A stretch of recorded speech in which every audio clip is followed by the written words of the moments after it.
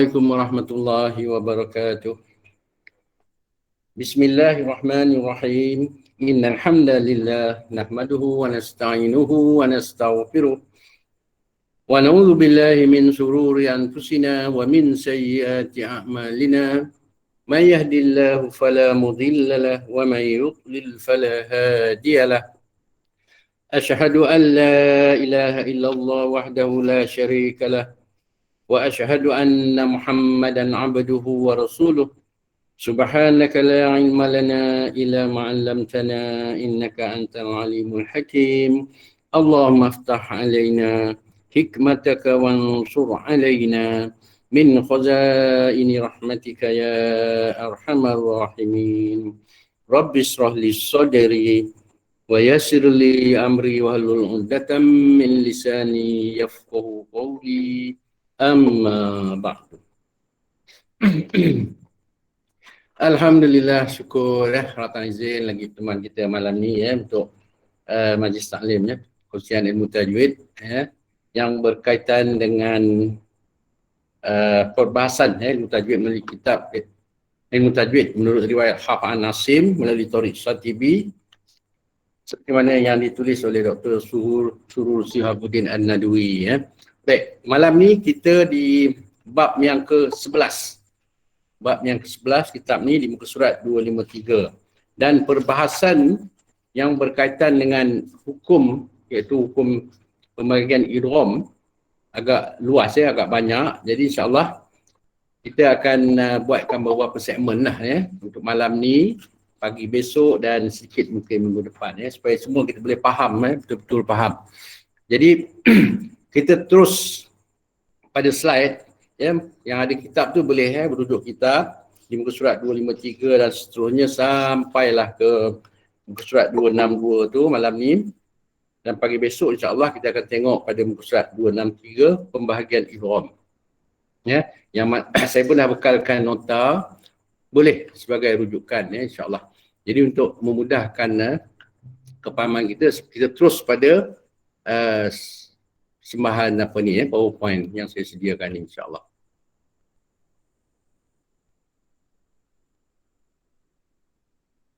Sekejap saya nak ambil apa ni.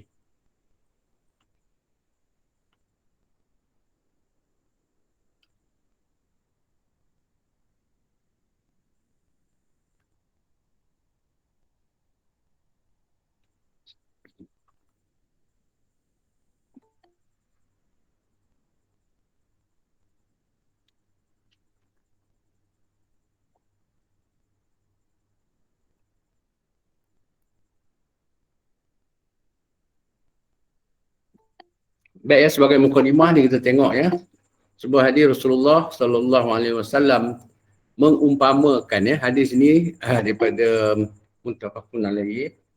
Apa kata dia?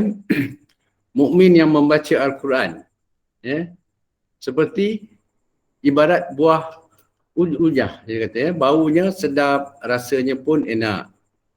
Bagi mukmin yang tidak membaca Al-Quran ibarat buah tamar, tiada bau tetapi rasanya tetap enak. Manakala munafik yang membaca Al-Quran ibarat tumbuhan harum raihanah, dia kata. Baunya sedap tetapi rasanya pahit. Manakala munafik yang tidak membaca Al-Quran ibarat buah hamzalah, tiada bau, rasanya pula pahit. Itu sedikit yang Rasulullah ibaratkanlah bagi mukmin dan munafik, sama ada mereka membaca Al-Quran ataupun yang tidak membaca Al-Quran. Itu sedikitlah sebagai mukadimah. Baik, malam ni kita ditajuk idgham, hukum idgham di bab yang ke-11 dan merupakan malam ni siri yang ke-16. Dan tajuk kita idgham. Kita terus pada kepahaman tentang hukum idgham. Apakah makna idgham? Idgham bermakna gabung, itu segi bahasa. Yang ini menggabungkan dua suara huruf menjadi satu suara huruf. Nanti saya akan terangkan supaya lebih jelas. Kita tengok dulu apa yang kita boleh ambil daripada kitab tajwid ni. Kemudian dia kata bagaimana untuk mengenalinya, iaitu hukum idgham ni, tanda sabdu ataupun syaddah di atas huruf. Jadi bila kita berjumpa sesuatu huruf yang ada tanda sabdu di atasnya, maka di situ adalah hukum idgham. Itu sebagai asas dia ya. Kemudian bagaimana pula cara untuk membacanya? Hanya ini yang banyak kemuskilan dalam bacaan ya. InsyaAllah yang akan kita terangkan nanti kemudian. Iaitu cara bacaannya, digabungkan dua suara huruf menjadi satu suara sebutan.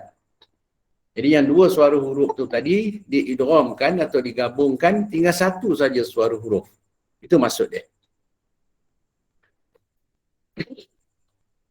Kemudian hukum idgham terjadi apabila berlakunya pertemuan dua huruf dalam keadaan kabir atau soghir. Apa itu kabir, apa itu soghir, saya akan jelaskan nanti insyaAllah. Kita layan dulu benda ni. Baik. Dalam bacaan idgham ni, bentuk kesalahan yang boleh berlaku semasa membaca pada hukum idgham ni, antara dia ni dia ya. Ini banyak dia ni. Jadi antara yang nombor 6, nombor 7, nombor 9 dan nombor 11. Apa dia bentuk kesalahan dalam hukum idgham? Kita tengok satu persatu. Iaitu mentasdidkan huruf yang tidak bersabdu. Kemudian bertambah huruf. Dalam hukum idgham ni ada berlakunya pertambahan hurufnya. Dia asalnya dua huruf menjadi satu sebutan. Tapi dalam bacaan kadang-kadang ada unsur-unsur lebihan pada suara sebutan huruf. Kemudiannya menggabungkan lam qamariyah ke dalam huruf selepasnya. Ini satu kesalahan dalam bab idgham. Dan yang paling nyata adalah meringankan sabdu. Takhfiful musaddad. Nah, yang ini kita akan tengok bagaimana berlakunya kesalahan-kesalahan ini nanti insyaAllah. Baik, idgham ni kalau kita perhati dalam buku, dia ada 3 nama di sana kita akan jumpa. Pertama, idgham mutamasilain. Kemudian ada idgham mutaqaribain. Dan yang ketiga, idgham mutajanisain. Jadi nama-nama ni kita akan tengok satu-satu. InsyaAllah kita akan faham. Baik, cuba kita tengok pada idgham mutamasilain. Apakah itu yang dikatakan idgham mutamasilain? Baik, pengertiannya, idgham bermaksud menggabungkan. Bila kata idgham tu semua bermaksud menggabungkan. Mutamasilain ataupun tamasul, ada yang disebut mislain. Sama maksudnya, mutamasilain atau tamasul atau mislain, itu semua bermaksud dua huruf yang sama makhraj dan sama sifatnya. Makna kata, dua huruf yang sama lah. Ba jumpa ba, ta jumpa ta, dal jumpa dal, sin jumpa sin. Dua huruf yang sama berjumpa. Itu dikatakan mutamasilain. Kemudian huruf pertamanya sukun dan huruf keduanya pula berbaris. Ini dia punya formula dia ya. Dua huruf yang sama bertemu, huruf pertama sukun, huruf keduanya berbaris. Itulah mutamasilain. Maka disebut juga idgham mutamasilain shaghir. Ini nama lain. Kalau kita jumpa dalam kitab atau matan, dia kata idgham mutamasilain shaghir, samalah. Dia merujuk pada hukum idgham mutamasilain. Dan hukum bacaannya, ini penting. Iaitu idgham kamil. Bermaksud digabungkan secara sempurna. Dua huruf yang sama tadi, huruf pertama sukun, huruf keduanya pula berbaris, maka dalam bacaan digabungkan kedua huruf ni menjadi satu sebutan. Itu maksud dia. Iaitu wajib digabungkan huruf pertama yang sukun itu ke dalam huruf kedua yang berbaris. Itu cara bacaan pada hukum idgham mutamasilain. Kemudian kita tengok contoh dia. Okey ya, yudrikum. Perhatikan kepada ni. Kaf yang pertama tidak berbaris bermaksud sukun. Kaf yang kedua itu bersabdu dan berbaris. Maksudnya dua huruf berjumpa dalam keadaan shaghir. Yang ni dipanggil shaghir. Bila huruf pertama sukun, huruf kedua berbaris, bermakna shaghir. Bila kedua-dua huruf yang sama, dia panggil mutamasilain ataupun mislain ataupun tamasul. Sama maksudnya ya. Jadi yang pertama sukun, yang keduanya berbaris, maka wajib digabungkan dalam bacaan. Cara bacaannya yudrikum, rikum, pegang dulu pada kaf yang kedua yang berbaris dan bersabdu tu. Itulah bentuk bacaan dia. Jangan diringankan ya. Jangan yudrikum, tak nampak kaf. Kaf yang sukun tu yang dimasukkan ke dalam kaf yang berbaris, ada suara dia. Suara dia diwakili oleh tanda sabdu tu tadi. Maka pegang lebih sikit pada kaf yang kedua tu. Yudrikum. Begitu juga ya pada contoh yang lain. Fakul nadrib bi asabkal hajar. Di mana pertemuan itu berlaku di sini ya. Perhatikan pada rib bi asabkal hajar. Baik. Bila dua huruf yang sama, yang pertama sukun, yang keduanya berbaris dan bertanda sabdu, terdiri daripada huruf yang memiliki sifat qalqalah, sifat lantunan. Antara ba ni lah tadi. Maka pegangan suara huruf itu perlu dikuatkan lagi, perlu dikemaskan lagi ya. Jangan ringan. Fakul nadrib bi asakal hajar. Rib bi asa, begitu ya, pegang kuat sikit. Baik, seterusnya kita tengok contoh yang lain. Halakum mimma malakat aymanukum. Di mana idgham mutamas lain berlaku? Di sini ya, pada halakum. Maka huruf ha terus masuk ke dalam lam yang kedua yang berbaris dan bersabdu. Halakum mim, pegang kuat sikit pada lam. Halakum, jangan halakum mimma malakat aymanukum, ringan. Ini yang dikatakan kesalahan meringankan sabdu. Takhfiful musaddad tadi ditunjuk ya. Okey, seterusnya kita tengok pada ayat yang seterusnya. Qalu tengok di sini ya, di mana berlakunya pertemuan dua huruf yang sama. Qalu amanna wa qad dakhalu. Di sini ya, pada dal bertemu dengan dal. Dua huruf yang sama, dal pertama sukun, dal kedua berbaris dan bersabdu. Itulah mutamasilain dan wajib digabungkan dalam bacaan. Yang dikatakan mutamasilain sorid ataupun mislain sorid. Jadi di sini huruf dal juga memiliki sifat qalqalah ya, ingat. Qalu amanna wa qad dakhalu wa qad dakhalu. Jangan diringankan. Yang salahnya qalu amanna wa qad dakhalu wa qad dakhalu. Dia tak pegang kuat sangat pada dal. Kerana dal ni memiliki sifat qalqalah, sifat yang kuat. Jadi pautan makhraj dia kuatlah. Baik, seterusnya kita tengok. Zalika bima asaw wa kanu ya'tadun. Di mana berlaku pertemuan mislain tadi pada waw.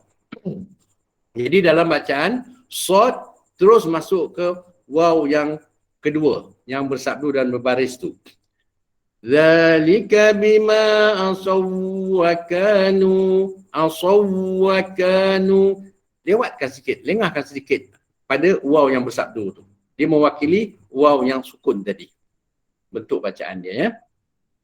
Baik, seterusnya kita tengok sebahagian daripada hukum idgham mutamas lain. Itu yang kita jumpa ya, yang mungkin yang dinamakan idgham dalam tajuk idgham. Di sini juga ada hukum yang kita dah biasa kenal ya. Pertama di sini tadi kita dah tahu idgham mutamasilain. Berlaku juga di sini ya. Pada kalimat lakum min tu. Hal lakum mimma malakat aymanukum. Mim pertama sukun, mim kedua berbaris dan bersabdu. Dua huruf yang samalah ni. Tetapi kita tidaklah panggil dia idgham mutamasilain ya. Kita dah kenal dia sebelum ini dengan nama idgham syafawi. Jadi idgham syafawi ini sebahagian daripada idgham mutamassilain juga. Jadi kerana dia dah dikumpulkan dalam hukum mim sakinah, jadi nama dia biasa kita kenali dia dengan idgham syafawi. Begitu juga pada contoh ayat seterusnya. Wa idh qultum ya Musa lan nu'mina lak. Di mana dia lan nun sakinah bertemu dengan nun yang berbaris. Nun sakinah, nun yang pertama sukun, yang kedua berbaris, itu soghir. Dua huruf yang sama, mislain. Jadi ini sebahagian daripada idgham mutamassilain juga. Tetapi kita kenali dia sebelum ini dengan nama idgham ma'al ghunnah di dalam hukum nun sakinah. Jadi jangan terkelirulah ya, sama aja keadaan dia tu.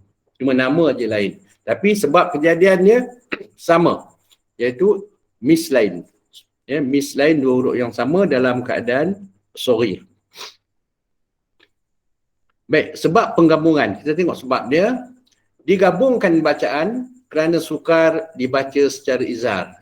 Payah tak dibaca dengan izhar. Apabila dua huruf tamasul, iaitu dua huruf yang sama, bertemu dalam keadaan huruf pertama sukun dan yang keduanya berbaris. Dikenali sebagai soghir. Jadi dalam keadaan soghir ni memang sukar untuk dibaca secara izhar pada dua huruf yang sama. Maka dengan sebab itulah digabungkan. Okey ya. Jadi sebagai notanya di sini tadi, pertemuan nun sukun bertemu dengan nun yang berbaris atau mim sukun bertemu dengan mim yang berbaris tadi, telah kita bincang pun dalam hukum nun sakinah dan mim sakinah. Dan ini sebagai orang kata sebagai imbas kembali sahaja. Baik, seterusnya kita tengok pula apa kata Imam Al-Sakhawi. Dia kata, fi yaumi maqalu wahum wa nazir. Zala tud'imu ya ma'sarul ikhwan. Yang ini bermaksud kalimah fi yaumi serta qalu wahum dan bandingan seperti ini, maksud dia apabila ya mat bertemu dengan ya yang berbaris atau waw mat bertemu dengan waw yang berbaris, janganlah kamu idghamkan wahai saudara-saudaraku, kata dia. Itu tidak tergolong di dalam mislain. Contoh illal ladzina amanu wa amilus solihat, iaitu di sini. Amanu, nu tu mat, waw tu waw mat bertemu dengan wa amilus pada waw pada kalimah wa amilu. Ini tidak boleh digabungkan. Dia hendaklah dibaca secara hukum mat asli dulu, lepas tu baru dibariskan pada waw berikutnya. Jadi cara bacaannya illal ladzina amanu wa amilus solihat. Jelaskan. Jangan digabungkan. Contoh digabungkan begini. Illal ladzina amanu wa amilus solihat. Itu salah bacaan begitu. Ya. Begitu juga dengan ya. Alladzi yuwaswisu fi sudurin nas. Ya, pada ya ni jangan digabungkan. Alladzi yuwas, itu salah. Alladzi yuwas. Selesaikan pada suara mat asli dulu, baru dibariskan ya. Okey ya, harap dapat sikit kepahaman ya. Kita tengok pula pada keadaan yang lain pula, iaitu yang disebut idgham mutaqaribain. Bagaimana pula keadaan idgham mutaqaribain ni? Pengertiannya. Mutaqaribain atau taqarrub. Ini nama sama ya. Kalau dia kata mutaqaribain pun dia, taqarrub pun dia. Menggabungkan dua huruf yang hampir pada salah satu perkara berikut. Berhampiran makhraj atau sifat. Salah satu ya. Dia berhampiran pada makhraj atau sifat. Ya. Contohnya pada huruf ra dan lam. Jadi kalau kita perhatikan pada makhraj ra dan lam serta sifat ra dan lam hampir sama. Ya, itu yang dikatakan taqarrub. Itu qorib ya. Kawan karib kita kata selalu tu. Ini qorib. Ini taqarrub itulah maksud dia.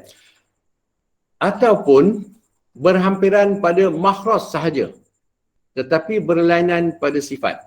Maksud dia, rumah huruf tu sama, hampir betul, tetapi sifat mereka berbeza. Itu juga disebut taqarrub ataupun mutaqarribain. Nanti kita akan tengok contoh dia bagi faham lagi. Kemudian idgham mutaqarribain katanya bermaksud menggabungkan dua huruf yang berhampiran makhraj dan sifat ni tadi.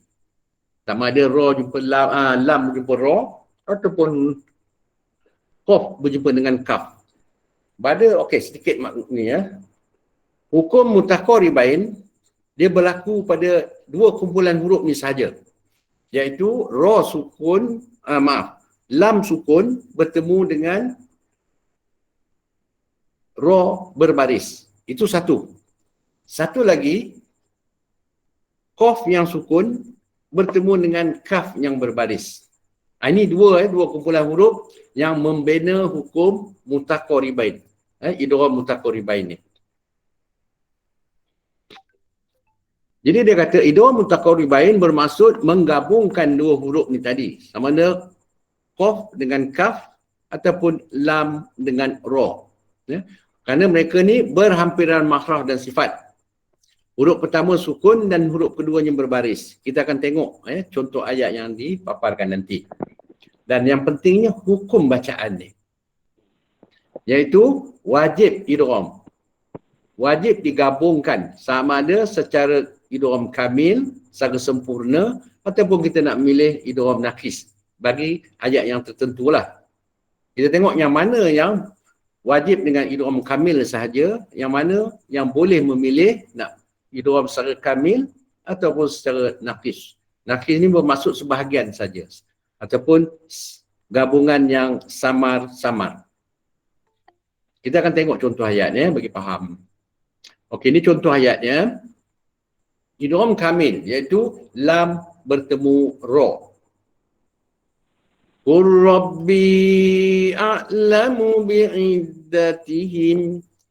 Mana berlakunya idgham mutaqarribain di sini ya, lam yang sukun bertemu dengan ra yang berbaris dan bersatu.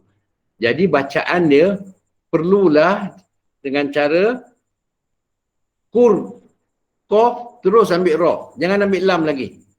Tinggalkan suara lam. Qaf terus masuk ke dalam ra. Pegang dulu ra dengan sifat takril dia. Sifat takril itulah yang mewakili huruf lam. Kalau kita tak ambil sifat takril pada ra, itu bermakna dalam bacaan kita menghilangkan huruf lam. Qul rabbi, dia bunyi begitu saja, tak mau. Dalam bacaan perlulah qaf masuk ke dalam ra, ambil takril ra tu, jelaskan. Baru dibariskan ra. Qur rabbi a'lamu bi'iddatihim. Itu bentuk bacaan dia. Kalau baca laju atau gopoh, itu yang terjadi menghilangkan huruf ataupun tertelan huruf. Tak jelas suara lam. Lam memang tidak kedengaran, tetapi dia diwakili oleh suara takril, sifat takril pada ra tu. Itulah mewakili lam yang digabungkan secara kamil tadi. Baik, seterusnya sama. Di mana pun kita jumpa apabila lam sukun bertemu dengan ra, maka digabungkan bacaan. Barrafa'ahu Allahu ilaih. Masukkan ba terus ke ra. Jadi ra tu ditakrir dengan lebih sikit bagi mewakili lam sukun tadi. Itulah hukum idgham mutaqarribain. Sebab digabungkan, ini juga kita kena tahu sebab digabungkan hukum tajwid untuk maklumat, hukum tajwid berlaku adalah disebabkan pertemuan dua huruf ni tadi yang melibatkan makhraj mereka ataupun sifat-sifat mereka. Jadi dalam hukum idgham mutaqarribain ni tadi yang melibatkan huruf lam dan ra, cuba kita perhatikan di manakah makhraj lam, di manakah makhraj ra dan apakah sifat-sifat mereka. Pertama kita tengok lam. Makhraj dia ataupun rumah lam di sisi hujung lidah dan gusi depan. Itu rumah ra, rumah lam. Manakala rumah ra belakang hujung lidah dan gusi depan. Jadi ini yang dikatakan korib, hampir sangat. Dua-duanya duduk di hujung lidah, di hujung gusi. Tetapi bagi lam, dia duduk di bahagian depan, pada ra pula dia duduk di hujung. Jadi keadaan ni agak hampir sangat di segi makhraj. Manakala sifat pula kalau kita perhatikan sifat lam, jahal, tawassul, istifal, infitah, izlaq dan inhiraf. Dan bagi ra lebih kurang sama saja, Cuma yang berbezanya ra ada takrir. Yang lain tu semua sama. Ini juga dikira sebagai hampir ataupun korib ataupun takorub. Maka bila berlaku pertemuan lam berjumpa dengan ra dalam keadaan soghir, iaitu lam sukun ra berbaris, maka digabungkan bacaan, dinamakan hukum dia idgham mutaqaribain kamil. Ya. Ataupun kita sebut idgham mutaqaribain pun boleh. Inilah sebabnya kerana makhraj lam dan ra juga sifat mereka. Kedua-dua ini yang membina hukum idgham mutaqaribain apabila berlaku pertemuan lam sukun dengan ra yang berbaris. Baik, ini sebagai nota kita pada ayat ni. Idgham huruf lam dikecualikan pada perkataan bal pada surah Mutaffifin ayat 14 ni. Sekiranya bacaan secara wasal. Kalau kita wasalkan, dilarang dimasukkan lam ke dalam ra. Kerana di sini ada hukum saktah kan, kita semua ramai dah tahu. Jadi lebih afdalnya ambil saktah. Kalau tak nak ambil saktah pun, masa wasal jangan digabungkan lam ke dalam ra. Hendaklah dibaca secara izhar. Kalla bal rana ala qulubihim. Tetapi eloknya ambil saktah. Kalla bal rana ala qulubihim. Raikan saktah. Di sini jangan digabung, dilarang. Baik, kita tengok pula seterusnya. Tadi ada ra dan lam yang dikira takorub. Bagaimana dengan huruf qaf bertemu dengan kaf? Ini juga dalam hukum idgham mutaqaribain. Dia ada dua kampung. Kampung pertama yang melibatkan pertemuan lam dan ra. Yang satu lagi yang melibatkan pertemuan qaf dan kaf. Ini dua kumpulan huruf saja yang membina hukum idgham mutaqaribain. Huruf pertemuan huruf lain tidak. Jadi dalam pertemuan qaf dengan kaf, hukum bacaannya wajib idgham sama ada secara idgham kamil, ini sempurna, ataupun idgham nakis sebahagiannya. Okey, contoh kita tengok pada ayat potongan daripada surah Al-Mursalat ayat yang ke-20 ni. Alam nakhluqukum mim ma'in mahin. Jadi pertemuan idgham mutaqaribain antara qaf dan kaf dia berlaku di sini Lukum tu. Baik, dalam bacaan kalau kita memilih untuk idgham kamil alam nakhluqukum, lam yang berbaris dhammah terus masuk ke kaf. Lukum mimma immahin. Terus masuk. Itulah dinamakan idgham mutaqaribain kamil. Jadi lam yang dhammah tidak sentuh langsung qaf. Alam nakhluqukum mimma immahin. Kalau kita memilih bacaan alam nakhluqukum ni dengan secara nakis, bacaan dia begini Alam nakhluqukum mimma immahin. Di mana lam yang dhammah pegang qaf. Alam nakhluq, letakkan di mahraj qaf, dia anak tekak. Selepas tu baru dibariskan kaf. Itu dinamakan idgham mutaqaribain nakis. Jadi mudah sangat ini kebanyakan kita mungkin dah faham. Cuma dalam bacaan tu kena sendiri, kena banner macam mana untuk bezakan bacaan idgham mutaqaribain kamil dengan idgham mutaqaribain naqis ni. Yang melibatkan qaf bertemu dengan kaf. Baik, apa pun pada ayat ini, alam nakhluqukum ni, bacaan secara idgham kamil adalah lebih diutamakan. Ya, tidak ada masalah lah. Tapi bacaan tu kena betul lah. Jangan sentuh qaf tu langsung. Alam nakhluqukum lukum terus masuk ke kaf. Itu yang diutamakan, lebih afdal. Baik, kata Sahib Al-Salsabi dalam matan dia kata pada kalimah alam nakhluqukum ni ada dua wajah kata dia. Bermakna memang boleh pilih. Iaitu idgham yang sempurna ataupun idgham kamil ataupun idgham nakis. Boleh pilih ya. Memang ada dalam matan. Baik, ini sebab-sebab yang digabungkan. Cuba kita perhatikan ya. Seperti saya katakan tadi, hukum tajwid dia berlaku disebabkan sama ada mahraj huruf tu ataupun sifat huruf yang bertemu antara dua pihak tadi. Okey, pada huruf qaf kita tengok di mana makhraj dia, pangkal lidah dan anak tekak. Manakala kaf, makhraj dia pangkal lidah juga dan langit-langit lembut. Manakala ke atas sikit pada anak tekak. Itu yang dikatakan qorib tadi ya. Manakala sifat qaf dan kaf kita perhatikan agak banyak yang berbeza. Jadi sebab digabungkan qaf ke dalam kaf di tadi adalah atas sebab makhraj mereka hampir. Jadi kalau nak memilih idgham nakis silakan, tak ada masalah ya. Kerana kedua-duanya dibenarkan. Baik, digabungkan kerana alasan taqarrub.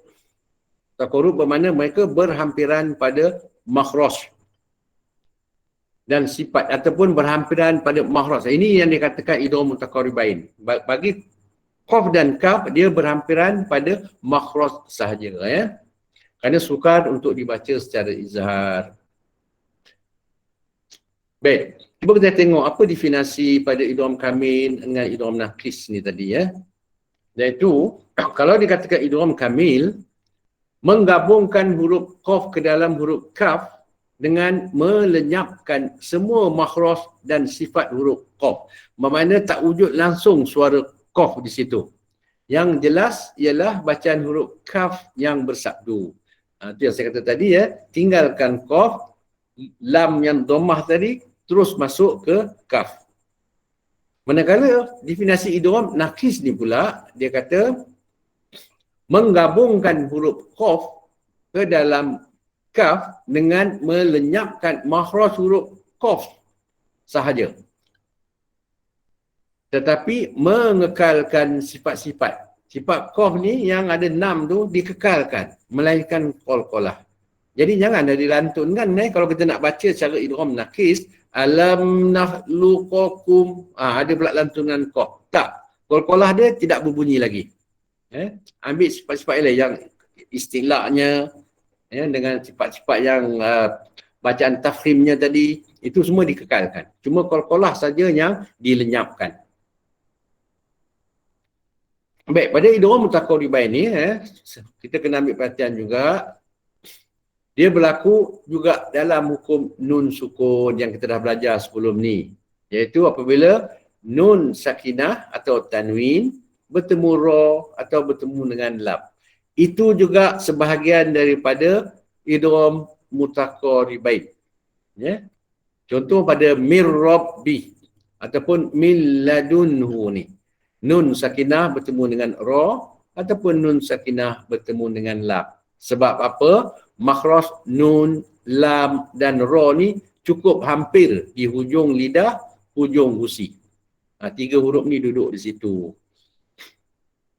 Kemudian dia kata gabungan 2 huruf yang berhampiran pada makhraj dan sifat juga berlaku pada huruf alif lam ta'rif ya, yang bertemu dengan 14 huruf samsiah. Ini dalam hukum idgham samsi yang akan kita sentuhkan juga nanti ya. Pada hukum idgham samsi iaitu apabila huruf selepas lam ta'rif ni kedudukan makhraj dia taqarrub ya, qarib dengan lam. Yang tu kita akan tengok nanti. Di sana juga berlaku idgham mutaqaribain. Jadi bukanlah di sini saja ya idgham, mana dalam hukum nun sakinah pun ada idgham mutaqaribain, tapi kita tidak panggil lah idgham mutaqaribain ya. Kita panggil dia apa? Idgham bila gunnah kamil. Iaitu taqarrub punya sebab lah yang digabungkan. Baik, pada idgham mutaqaribain ini agak dapat sedikit penjelasan. Kemudian kita tengok pula ya pada idgham mutajanisain ya. Ini hukum yang ketiga dalam bab idgham yang dinamakan idgham mutajanisain. Pengertian dia mutajanisain ataupun tajanus. Jadi kalau kita berjumpa dengan perkataan mutajanisain ataupun tajanus, sama maksudnya ya. Dia bermaksud dua huruf yang sejenis pada makhraj dan sifat-sifatnya. Sejenis makna rumah dia sama, sifat-sifat mereka juga hampir sama ataupun sama keseluruhannya. Kalau tak sama mungkin satu saja yang berbeza. Yang lain tu semua sama. Itu yang dimaksudkan dengan tajanus. Kemudian huruf pertama sukun dan huruf keduanya berbaris juga. Ini yang dikatakan soghir ya. Syarat idgham kita tahu mestilah soghir. Kemudian sebahagian ulama menyatakan sejenis pada makhraj tetapi berlainan sifat, atau sejenis pada sifat tetapi berlainan pada makhraj. Keadaan ini juga disebut tajanus ya. Maksud dia makhraj sama tapi sifat lain-lain, ataupun sifat sama makhraj lain-lain. Itu juga disebut mutajanisain. Contoh nanti kita tengok pada ayat nanti ya. Ya, untuk kita memahami tentang hukum idgham, kita mesti mahir sifat dan makhraj ya. Kalau kita tak mahir sifat dan makhraj, mungkin kita agak blur sikitlah Tapi tak apa, insya-Allah pelan-pelan kita akan faham ya. Baik, ini contoh pada idgham mutajanisain ya. Dia berlaku pada huruf ba bertemu dengan mim. Wajib dibaca secara idgham kamil ya. Pada surah Hud, potongan ayat daripada ayat 42 ni, irkam ma'ana, di mana ba bertemu dengan mim. Ya, jadi dalam bacaan bila ba sukun, mim berbaris, dianggap soghir. Jadi syarat soghir tu mesti, cara idgham mesti soghir. Iaitu huruf pertama sukun, huruf keduanya berbaris. Dan sejenis pada makhraj ataupun sifat. Maka di sini adalah syarat-syarat tu ya. Pada mim ba bertemu dengan mim ni. Jadi cara bacaan dia ya, irkam ma'ana, kaf jangan sentuh ba, terus masuk ke mim. Ya, irkam terus kam ma'ana, jangan dibaca irkab ma'ana. Itu tak mau dah. Ya, kaf tinggalkan ba, terus masuk ke mim. Ya. Jadi sebab digabungkan ini dia. Kita cuba tengok pada makhraj dan sifat kedua-dua huruf ni. Ba, makhraj dia, rumah dia di dua bibir dirapatkan. Manakala mim juga dua bibir dirapatkan. Ini yang dikatakan sejenis pada makhraj. Ya. Cuma bezanya sedikit saja. Bagi ba, dua bibir dirapatkan dengan kuat. Ya. Manakala huruf mim dirapatkan dua bibir dengan ringan. Itu je beza sedikit. Tapi kaedah dia kedua-dua bibir kena dirapatkan. Bagi huruf sama ada ba ataupun mim. Manakala sifat ba dan mim kita perhatikan di sini ya, ini dia punya makhraj yang menyebabkan syarat idgham tu boleh berlaku. Kalau tengok sifat pada ba dan mim ya, banyak yang berbeza. Itu yang sebahagian ulama mengatakan ya, dia sejenis pada makhraj, berlainan pada sifat. Juga dianggap sebagai mutajanisain. Maka wajib digabungkan dalam bacaan. Contoh dia satu di sinilah. Pada ba bertemu dengan mim. Ya. Jadi kalau kita perhatikan sini, ya bunayya kam ma'ana. Jadi digabungkan berserta dengung. Di sini jangan lupa dalam bacaan kadang masa semakan selalu kita terlepas pandang untuk bacaan dengung apabila ba bertemu dengan mim pada surah Hud ayat yang ayat 42 ni. Jadi bacaan dia dengung 2 harakat penting. Ya bunayyarkam ma'ana. Bacaan dia begitu digabungkan. Manakala dalam pertemuan ini kita tengokkan juga berasal daripada idgham mutajanisain juga. Kita tengok pada alam nakhluqukum mim ma'in mahid. Di mana ni nun sakinah bertemu dengan mim dan juga ataupun tanwin bertemu dengan mim. Ini juga sebahagian daripada hukum idgham mutajanisain. Tetapi bagi hukum nun sakinah atau tanwin bertemu dengan mim, kita namakan dia dengan nama yang tertentulah, iaitu idgham ma'al ghunna. Sebenarnya kejadian dia juga berasal daripada mutajanisain, sebab terjadi hukum ni. Tapi kita tak sebut idgham mutajanisain, kita gunakan nama idgham ma'al ghunna kamil kan. Itu nak bagi nampak Sebab apa? Kalau kita perhatikan mim dan nun makhraj mereka berjauhan Mim duduk di bibir tadi, manakala nun tadi dia duduk di ujung lidah. Jadi jauh kan. Tetapi kalau diperhatikan sifat nun dan sifat mim semua sama. Dia ada 6 sifat, semua 6 sifat sama. Maka itu yang dikatakan berlainan makhraj tetapi bersamaan pada sifat-sifat. Itu juga dikira sebagai tajanus ataupun mutajanisain. Maka bila bertemu dalam keadaan nun sukun, mim berbaris ataupun tanwin bertemu dengan mim berbaris, maka wajib digabungkan bacaan. Nama hukum dia idgham ma'al ghunnah kamil. Baik, idgham mutajanisain ni ada banyak berlaku iaitu dalam keadaan sa jumpa zal, zal jumpa zo ni keadaan sa zal zo ni diorang bersamaan pada makhraj.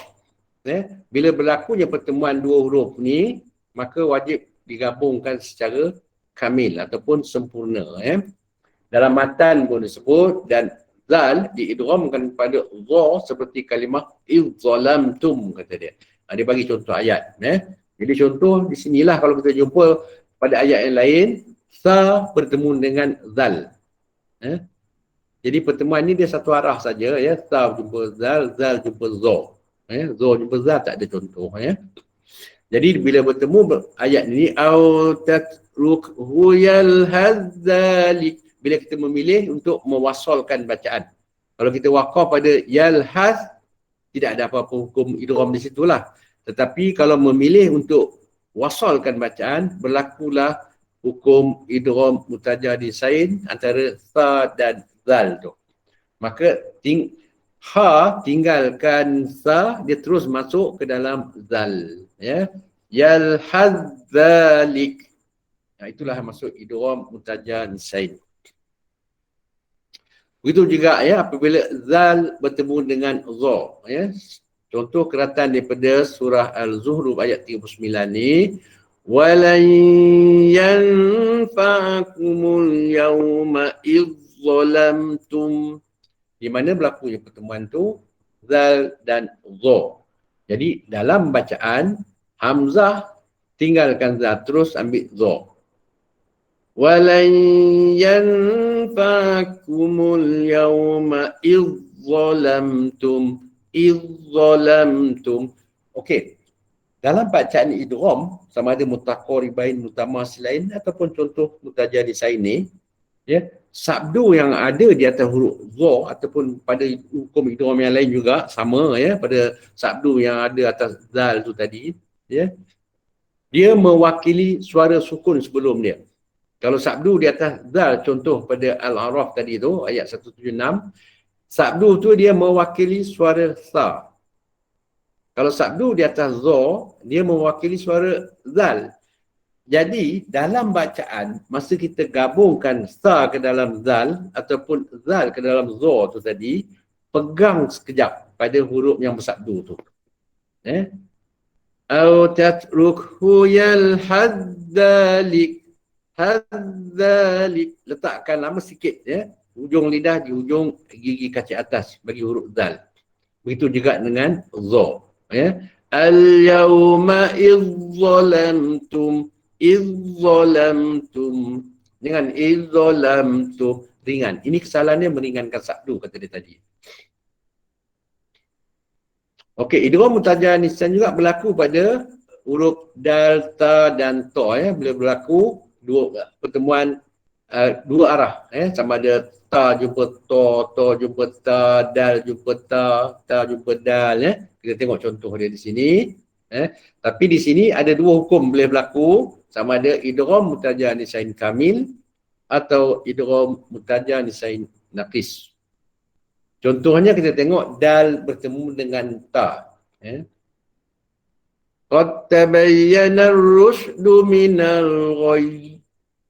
Di mana berlakunya pertemuan tu? Di sini ya, dal sukun, ta berbaris dan bersabdu. Jadi dua huruf ni tajanus. Jadi dalam bacaan qaf terus masuk ke ta. Qad tabayyana ar-rusydu minal ghayy. Jangan ambil lagi dal, jangan ada qalqalah lagi. Qad tabayyana ar-rusydu minal ghayy. Dia ambil lagi dal qalqalah itu tidak ada lagi. Dal sekarang dah digabungkan secara kamil, digabungkan secara sempurna ke dalam ta. Jadi tinggalkan makhraj dan sifat-sifat dal tadi. Semua dah dibawa masuk ke dalam ta. Begitu juga contoh pada ta bertemu dengan dal bersurah Yunus potongan daripada ayat 89 ni, di mana berlakunya kita tengok qala qad ujibat da'watukum di sini ta bertemu dengan dal, ta sukun, dal berbaris, mana inilah surid. Jadi dalam bacaan terus saja mana pada ba tidak mengambil ta lagi di sini ujibat da'watukuma. Jadi dalam sini dal tu pegang kuat sikit. Ba pegang dulu dal, lepas tu baru dibariskan dal. Ujibat da'watukuma. Jangan baca ujibat da'at. Jadi dia ringan sangat sabdu pada dal tu. Itu menghilangkan suara huruf ta kesalahannya. Okey, ini kita tengok pula satu contoh ta bertemu ta pula. Apa berlaku di sini? Wadda ta'ifatum min ahlil kitab. Pertemuannya berlaku di sini ta dengan ta. Jadi dalam bacaan digabungkan bila ta tu sukun, ta berbaris, inilah surid. Dan kedudukan mereka tajanus pada makhraj. Jadi dalam bacaan dal terus masuk ke ta. Wadda ta'ifatum min ahlil kitab. Jangan sentuh lagi ta tu. Dal tak mau lagi pegang ta terus masuk ke ta. Dan kita tahu ta ada sifat qalqalah, maka pegang kuat sikit. Wadda ta'ifatum. Terus begitu bacaannya. Baik, seterusnya ini dinamakan idgham kamil. Dalam mutajah nisyan, dalam 3 huruf ta jumpa ta atau jumpa dal ni tadi satu kita boleh jumpa hukum idgham kamil. Satu lagi kita tengok apabila berlaku pertemuan ta berjumpa dengan ta. Contoh dia faqala, ni dia ayat daripada Al-Naml ayat 22 potongan daripada sana. Faqala ahadtu bima, iaitu di mana berlaku pertemuan tu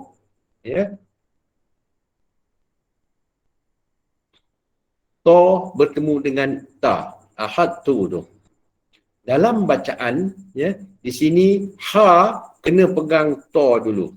Di sini faqala ahadtu bima. Jadi ta tu tidak bertanda sukun dia kosong aja. Maknanya dia ta sukun lah tu. Bertemu dengan ta, maka kena ambil dulu ta. Yang masuk ke ta adalah makhraj ta sahaja Sebahagian sifat tinggal di luar. Cuma sifat qalqalah saja yang dibawa masuk ke dalam ta. Jadi tidak ada lagi lantunan qalqalah pada ta. Jangan dibaca faqala ahatatu bima. Begitu tidak lagi. Ya. Qalqalah lenyapkan. Cuma ha pegang ta dulu dengan sifat itba' dan istilah, tebal dan melekat. Faqala ahattu bima. Bacaan dia begitu. Inilah yang dinamakan idgham mutajanisain naqis. Ya, apabila ta bertemu dengan ta. Tapi kalau ta bertemu dengan ta tadi, itu idgham mutajanisain kamil.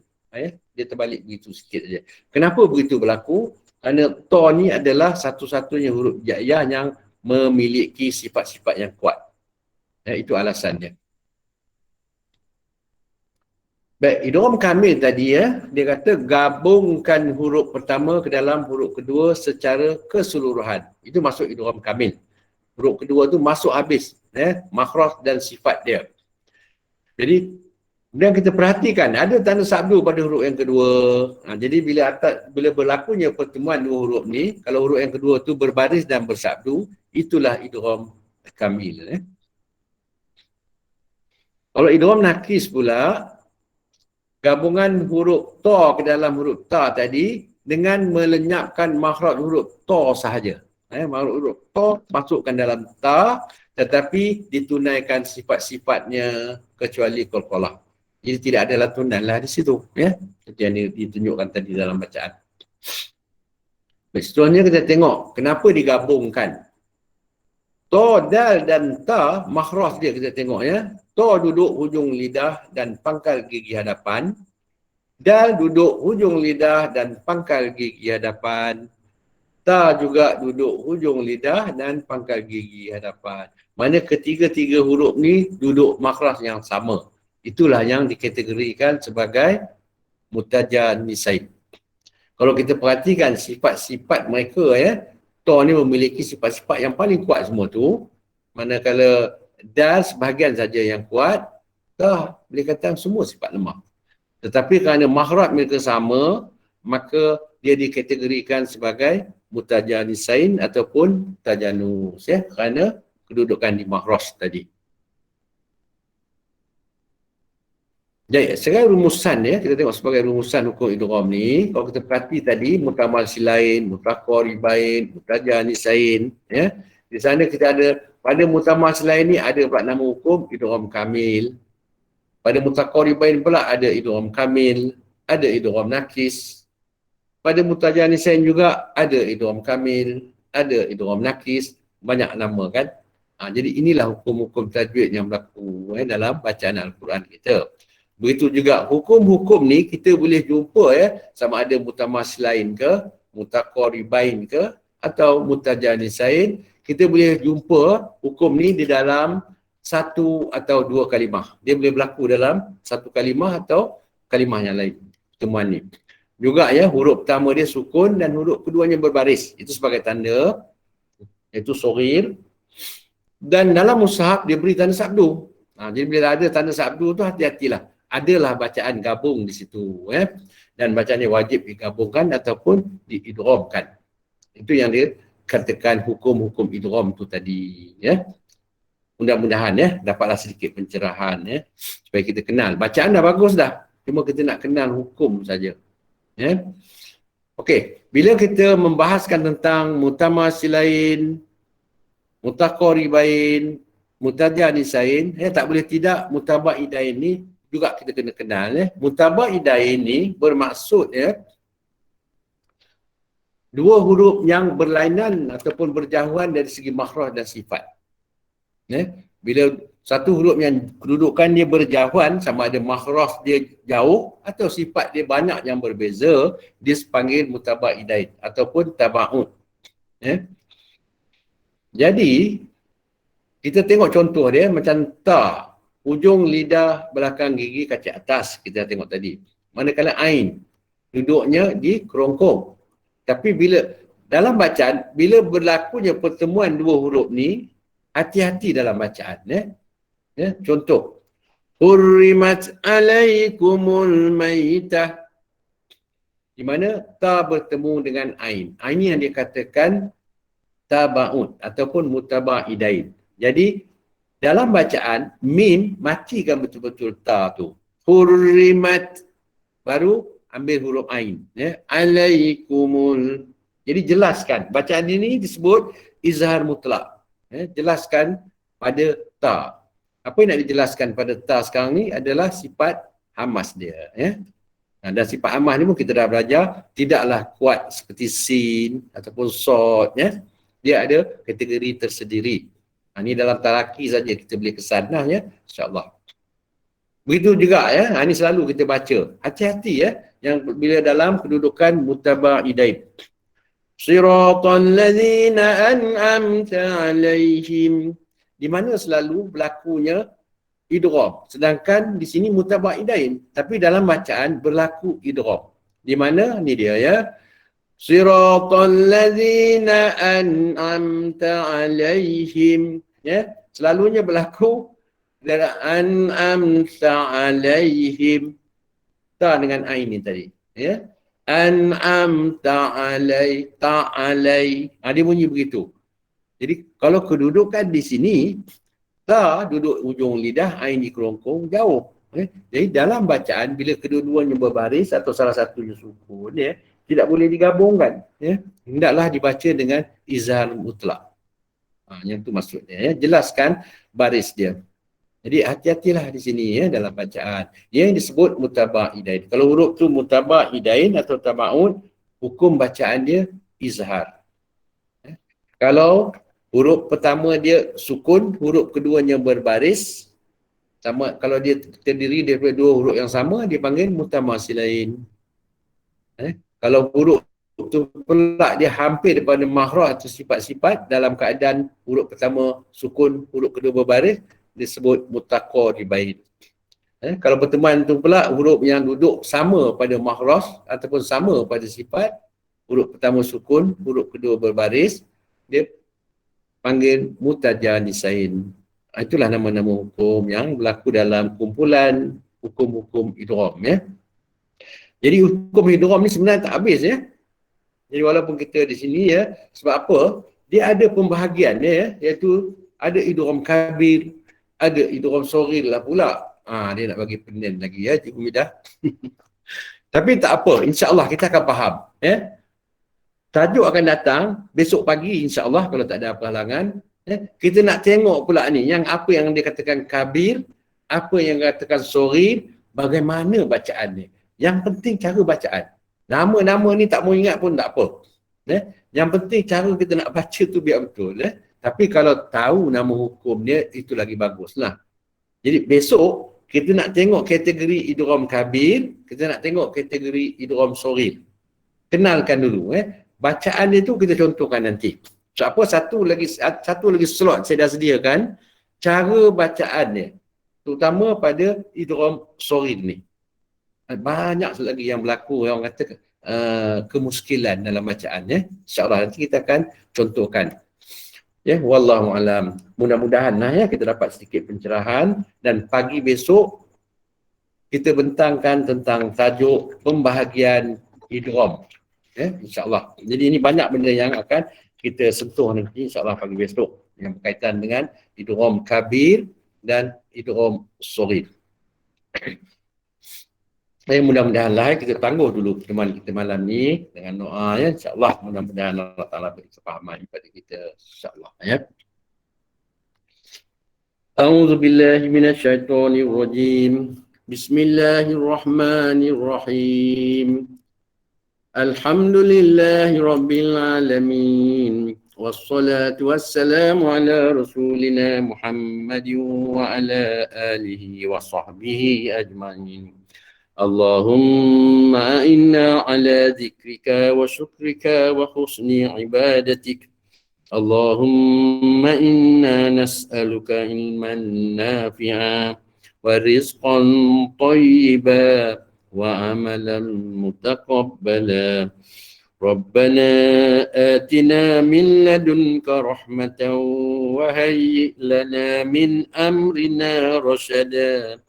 ربنا آتنا في الدنيا حسنة وفي الآخرة حسنة وقنا عذاب النار وصلى الله على سيدنا محمد وعلى آله وصحبه وسلم والحمد لله رب العالمين. تقبل الله منكم منا ومنكم تقبل يا كريم. سبحانك اللهم وبحمدك أشهد أن لا إله إلا أنت أستغفرك وأتوب إليك. السلام عليكم ورحمة الله وبركاته.